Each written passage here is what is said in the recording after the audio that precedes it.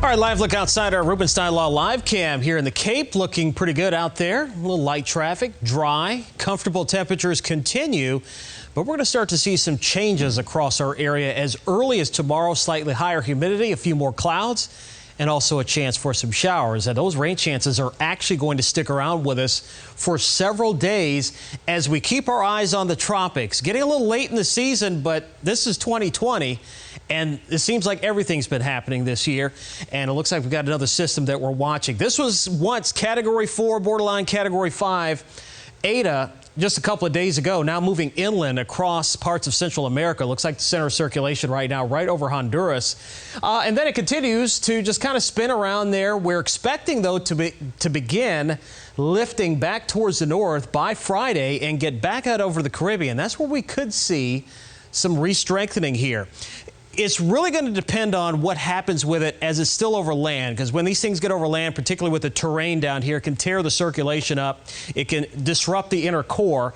And then it has some work to do once it gets back over the water to get back organized once again. So we'll watch and see what happens with that. But you can see, nonetheless, the official Hurricane Center forecast track brings this thing northward towards Cuba, and then eventually perhaps getting up towards the Keys here by early next week. Notice the model forecasts are all over the place. There are actually even a few that take this thing into the Eastern Pacific. That is also a possibility that we could see this circulation continue on and go into the Eastern Pacific. So there's still a large amount of uncertainty as to exactly what's going to happen with this thing. But this is the official track. Cone is pretty wide, goes all the way from the Bahamas, includes South Florida, and goes all the way out into the Eastern Gulf. There are some solutions that do try to bring this thing into the Eastern Gulf here by early next week. But you can see, as of the latest forecast, the closest proximity to Southwest Florida would be sometime on Monday evening. So again, this is what we're expecting.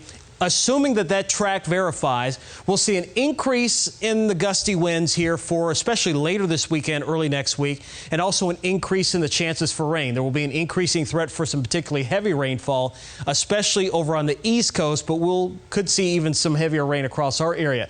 Again, uncertainties remain high. Track, strength, things like that make all the difference in what we're going to be seeing here, if anything at all. But the important thing is you want to review your hurricane plan. Make sure you haven't forgotten any of that stuff. Just make sure that you're prepared, because you know that these things can really ramp up in a very quick, in short order. So you just want to be ready for it. Not saying that's going to happen, but these things do have a tendency to have a mind of their own. Of course, we're going to be way ahead of it, and we'll let you know what happens as we go into the next few days. Temperatures, though, pretty comfortable. 60s and 70s. Winds still out of the northeast at about 5 to 10 miles per hour. Tomorrow morning's forecast, again, looking partly cloudy.